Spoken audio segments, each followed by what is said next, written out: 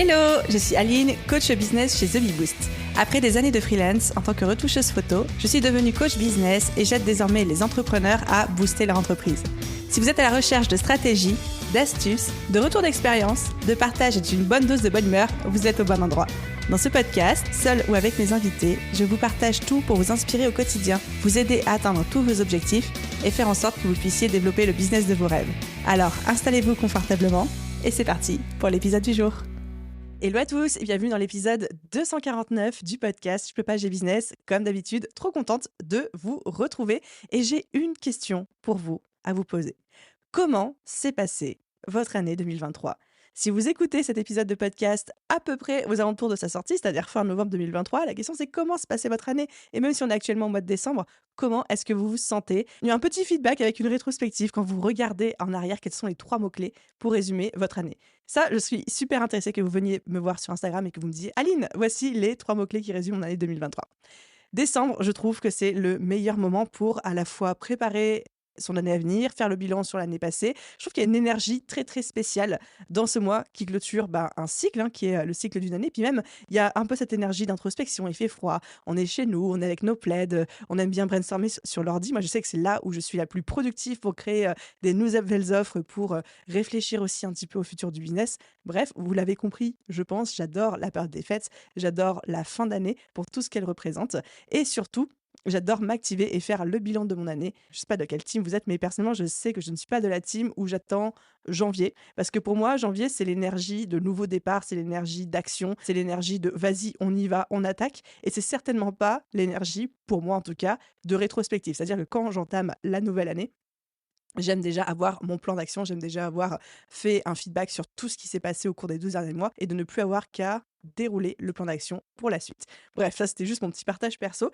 D'ailleurs, petite parenthèse, je vais pas vous refaire toute la pub parce que si jamais vous écoutez cet épisode de podcast au moment de l'actualité du workshop, de faire son bilan 2023, préparer son bilan 2024, vous devez avoir entendu normalement la petite pub entre gros guillemets. En début de cet épisode de podcast, je ne vous ferai pas l'affront de vous répéter les informations. Et si vous n'avez pas entendu la pub en début de podcast, c'est que le workshop n'est plus disponible. Donc ça sert à rien non plus que je le fasse. Donc, je vous épargne ça.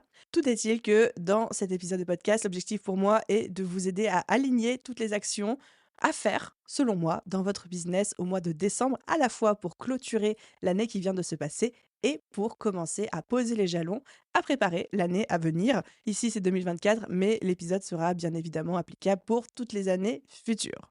Sans plus de transition, c'est parti, on rentre dans le vif du sujet. La première action à faire au mois de décembre dans son business, c'est de faire une rétrospective de l'année passée.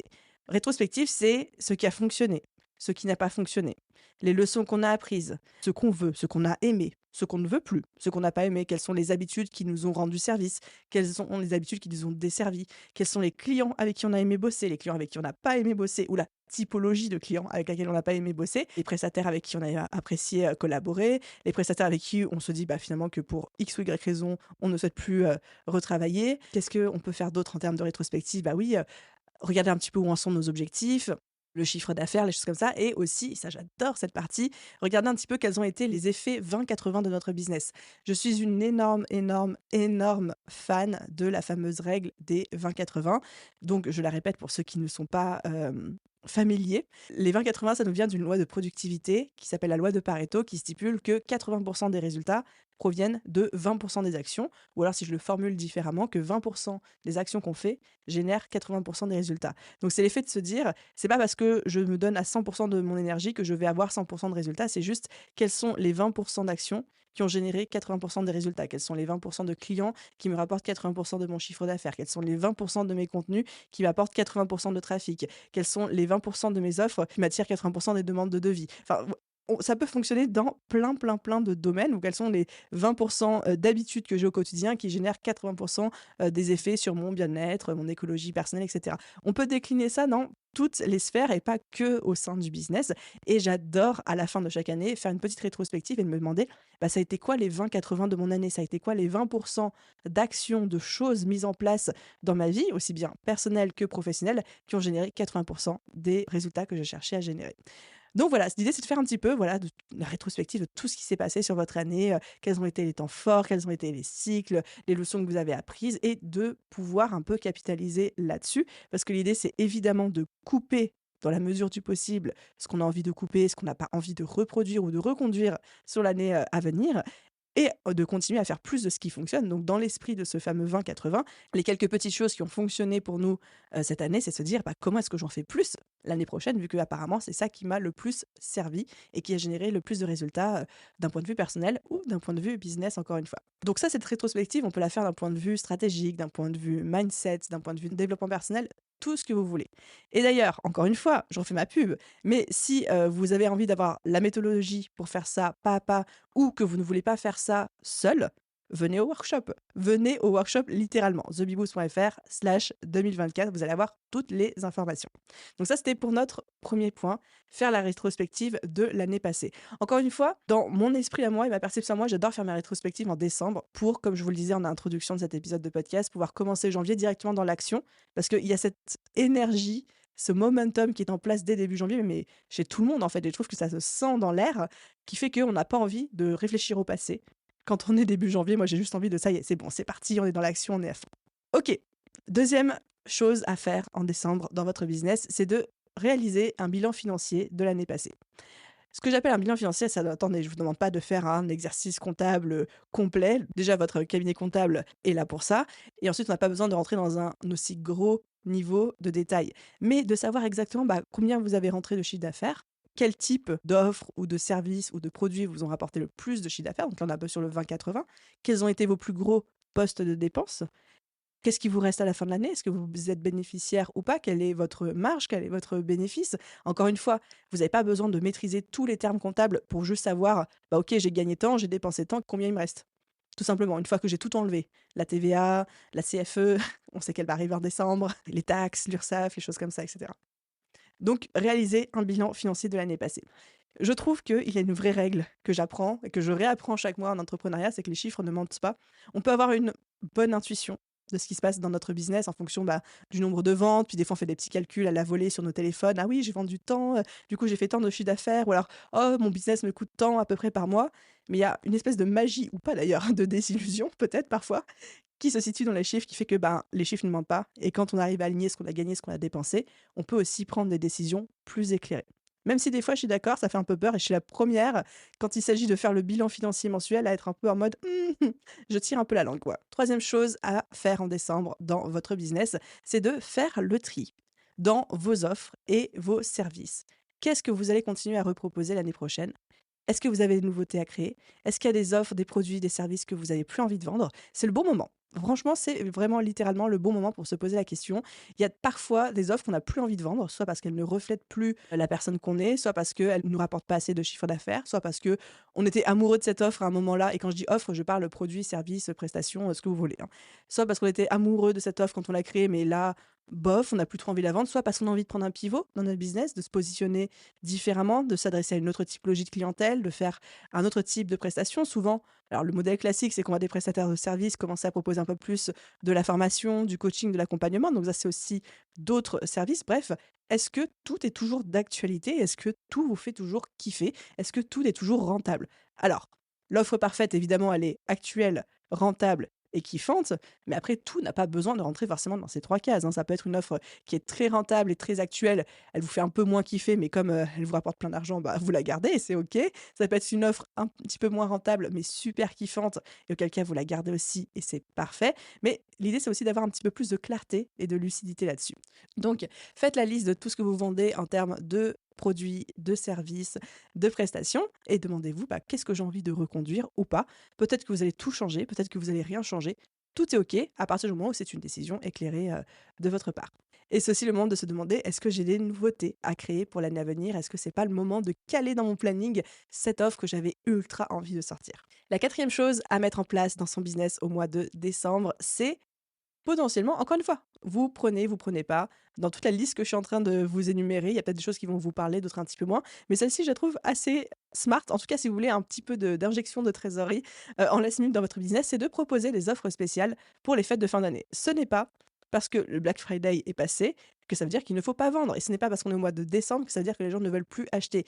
Il y a les cadeaux de Noël, bien évidemment, et je sais que pour beaucoup d'entre vous, les périodes de fin d'année sont parfois les plus denses, encore plus évidemment quand on vend du produit physique, mais ça ne veut pas dire que quand on vend de la prestation, on ne peut pas vendre à ce moment-là. Il y a des budgets qui se débloquent. Il y a au contraire des personnes qui ont besoin de boucler leur budget de fin d'année, de dépenser au maximum parce que s'ils dépensent pas toute leur enveloppe, ils vont avoir une réduction budgétaire l'année suivante. Donc, c'est pas le moment de relâcher ses efforts et vous pouvez encore continuer à démarcher, vous pouvez encore continuer à prospecter, à vendre. C'est pas parce que on est le 5 décembre passé que le monde s'arrête de tourner et que les clients, encore moins les clients professionnels, ne veulent plus acheter du tout. Donc parfois, juste une petite offre spéciale fête de fin d'année peut générer beaucoup de résultats et vous, c'est toujours ça de prix dans votre business.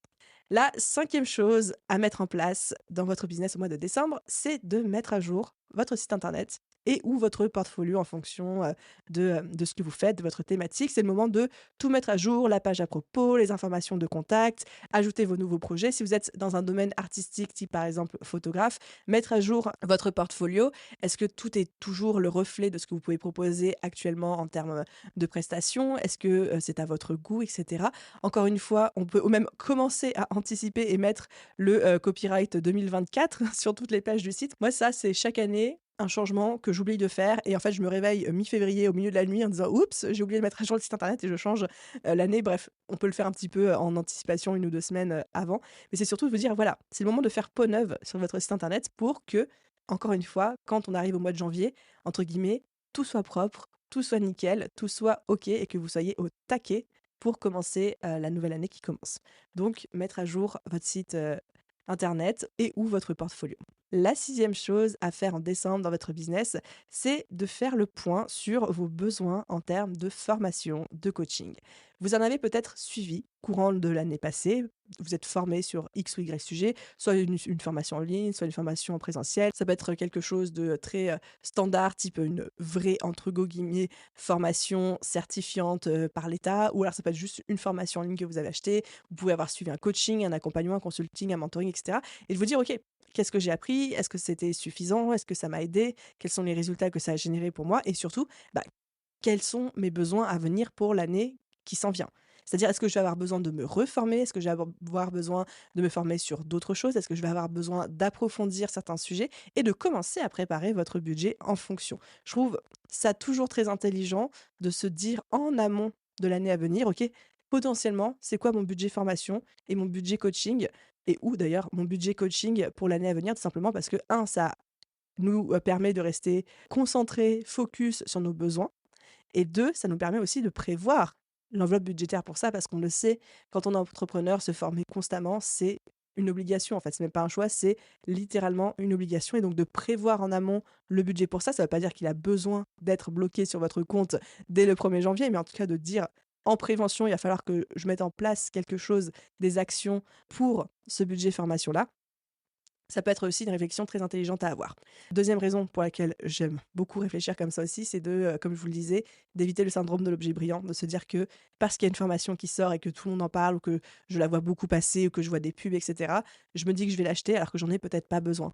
Et le fait de réfléchir en amont, de vous dire, OK, c'est quoi mes intentions pour l'année 2024? Qu'est-ce qui va se passer? Qu'est-ce que je veux accomplir? Et de quoi j'ai besoin en termes de formation et ou d'accompagnement pour accomplir ces objectifs-là?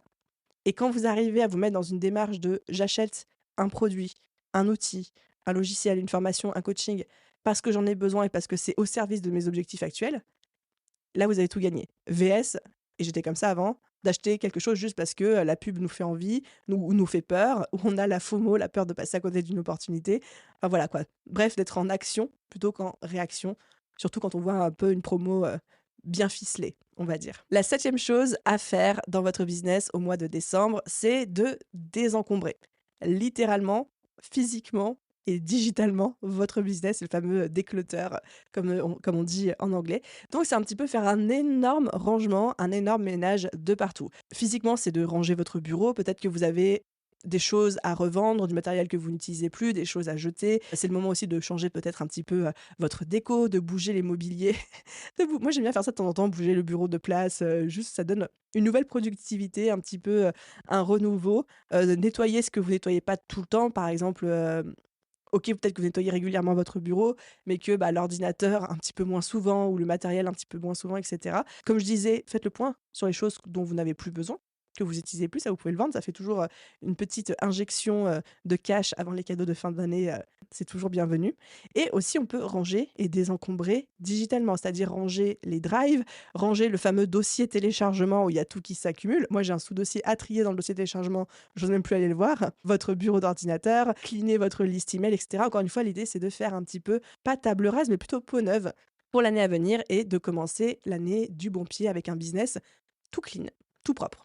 8e chose à faire dans votre business au mois de décembre, c'est de fixer un premier jet d'objectifs. Alors, pourquoi je dis premier jet? Parce que malgré ce que je vous ai dit tout à l'heure, le fait que pour moi, janvier, c'est plutôt une énergie d'action et que j'ai pas envie de faire à ce moment-là ma rétrospective, j'aime quand même bien, tout début janvier, quand il y a ce momentum, quand il y a cette énergie de début d'année qui est là, repasser sur mes objectifs. C'est-à-dire que je fais toujours un premier jet d'objectifs au mois de décembre où je me dis, OK, ça va être quoi les grandes lignes de mon année 2024? Quels vont être mes objectifs pour l'année 2024? Et puis je les note, puis je note les grandes actions qui vont m'aider à atteindre ces objectifs-là, etc. Mais je ne considère pas ça comme définitif et je vais toujours faire une seconde repasse après les fêtes début janvier. Pour 2 raisons. Parce que un déjà, mon cerveau, il aura vraiment eu le temps de décanter. 2, les fêtes d'année seront passées et donc souvent, les fêtes d'année, ça veut dire famille, ça veut dire à minima, rythme plus lent en termes de travail et à maxima, jour off, repos et cetera et donc de revenir sur ce qu'on a noté 2, 3, 4 semaines auparavant en termes d'objectifs et de regarder ça avec un œil neuf et l'œil de la nous ou du nous de l'année suivante, littéralement l'année d'après et ben, ça permet aussi d'ajuster ça. Donc toujours, au mois de décembre, ça peut être généralement dans la première dizaine de décembre, je note tous mes objectifs, quels sont les grands jalons pour les atteindre et ensuite, tout début janvier, je repasse sur ces objectifs-là et je me dis: «Est-ce que je suis toujours alignée avec ça? Est-ce que je suis toujours OK? Est-ce que ça me paraît toujours être une priorité? Ou est-ce qu'entre-temps, j'ai eu des choses qui se sont débloquées?» Et le fait de fonctionner en 2 temps, ça me permet d'avoir beaucoup plus de focus et de précision en ce qui me concerne et on va dire un petit peu de d'ancrage, si je peux employer, ce terme-là. 9e chose à faire en décembre dans votre business, c'est de faire une petite étude de marché de votre secteur.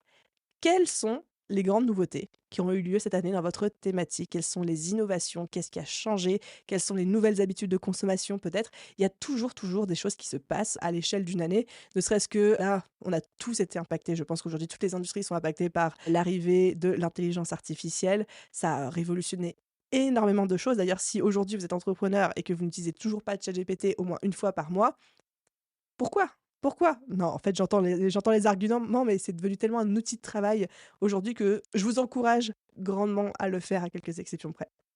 Donc, c'est se reposer la question: «OK, il s'est passé plein de choses dans mon secteur, il s'est passé plein de choses dans ma thématique. Quoi?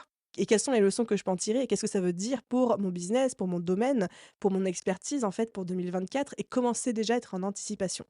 J'aime bien faire les études de marché en fin d'année parce que souvent, c'est là où c'est un petit peu plus calme en business. Alors, j'entends que peut-être pour certains d'entre vous, décembre, c'est la période de l'année la plus intense, la plus dense parce qu'elle est faite et que votre business est saisonnier autour des fêtes de fin d'année. Si c'est votre cas, l'étude de marché, vous pouvez évidemment la faire à n'importe quel moment de votre année, hein, ça n'a pas besoin d'être en décembre.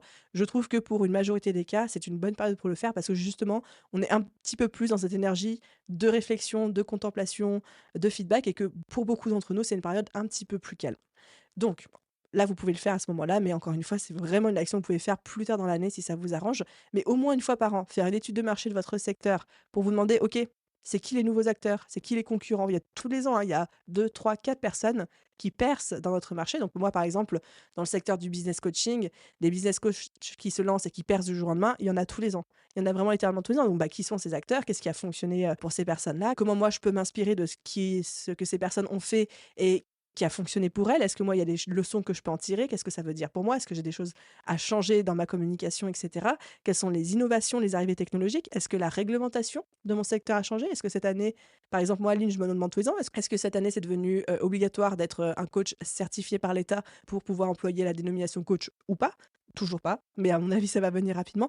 Bref, voilà, d'avoir un petit peu cette posture méta, de prendre un petit peu de recul en disant, qu'est-ce qui s'est passé sur mon marché ces 12 derniers mois et comment moi je peux m'y adapter, quelles sont les leçons à en tirer. Très, très, très important d'avoir ce genre de réflexion. Ça vous permet au final de rester compétitif dans votre marché, de pouvoir être aussi en anticipation des évolutions futures. Et les amis, j'ai une 10e chose, 10e et dernière chose à mettre en place dans votre business au mois de décembre.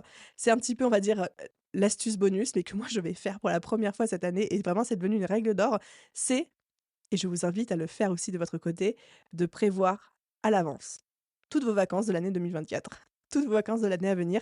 Et c'est pas une blague. Ça pourrait paraître être une blague, mais c'est pas une blague. On le sait quand on est entrepreneur, à quel point c'est tentant d'être toujours la tête dans le guidon, de foncer tête baissée, puis de parfois oublier de prendre des jours off, oublier de prendre des vacances, ou alors d'en caler vite fait sur le calendrier, mais au dernier moment se dire ah non finalement c'est mieux que je bosse parce que je suis en retard sur tel ou tel projet. Bloquer à l'avance, et je vous jure que moi je vais le faire cette année, hein. Bloquez à l'avance vos vacances de l'année 2024 et faites-en un non négociable. Bloquez ça en premier dans votre calendrier. Comme ça, dès que vous allez commencer à aligner votre plan d'action, les grands temps de votre calendrier marketing, votre communication, tout ce que vous allez faire et accepter au cours de l'année 2024, vos vacances, elles seront déjà là. Elles seront déjà bookées. Ce ne sera pas la dernière chose que vous allez caler dans votre planning, mais au contraire la première. Et donc, ça fera de vous la priorité et vous devriez être la priorité de votre business en termes de santé, de bien-être, d'état émotionnel, mental, etc. Voilà les amis pour les 9 choses plus une bonus à mettre en place dans votre business au mois de décembre. Alors pour les récapituler très rapidement, la première c'était de faire une rétrospective de l'année passée, la seconde de réaliser un bilan financier de l'année passée avec les grands postes de dépenses, ça c'est très important aussi pour analyser où est-ce que votre argent part. La troisième c'était de faire le tri dans les offres et les services à proposer l'année prochaine. La quatrième c'était de proposer des offres spéciales pour les fêtes de fin d'année. Rien ne vaut une petite injection de trésorerie supplémentaire avant la fin du cycle. La cinquième, mettre à jour votre site internet et ou votre portfolio. La sixième, faire le point sur toutes les formations et coachings suivis en cours au sein de votre business et puis vos besoins pour l'année à venir et potentiellement le budget qui va avec. La septième, c'était de désencombrer à la fois physiquement mais aussi digitalement votre business, ranger Drive, bureau, cleaner votre dossier de téléchargement, cleaner votre liste email, etc. Faire une inbox zéro dans votre boîte mail. La huitième, fixer un premier jet d'objectifs sur lequel vous allez pouvoir repasser début janvier. La neuvième, faire une étude de marché de votre secteur. Et la dixième, la petite bonus, prévoir et bloquer à l'avance vos vacances pour l'année 2024. Voilà les amis, j'espère que ce petit épisode de podcast qui était assez court pour une fois vous a plu. Comme d'habitude, si c'est le cas, n'oubliez pas de mettre une note, un avis sur la plateforme d'écoute de votre choix, tout particulièrement si vous êtes sur Apple Podcast et sur Spotify. Vous êtes beaucoup à me dire sur Apple, vous ne trouvez pas où mettre la note et les avis. Vous prenez le podcast, vous allez sur la page du podcast sur votre téléphone, vous scrollez tout en bas et vous allez voir les avis des gens. Quand il y a les avis des gens qui s'affichent, vous pouvez mettre une note. Vous avez des étoiles vides, vous cliquez sur le nombre d'étoiles que vous voulez mettre, 5 étant le mieux, et un grand merci pour ça. Et après, vous pouvez cliquer sur laisser un avis. Donc merci à tous ceux qui prennent quotidiennement le temps et la peine de le faire. Et à vous tous, je vous souhaite une merveilleuse journée, soirée, après-midi, nuit, où que vous soyez. Et je vous dis à très vite dans un prochain épisode. Bye tout le monde!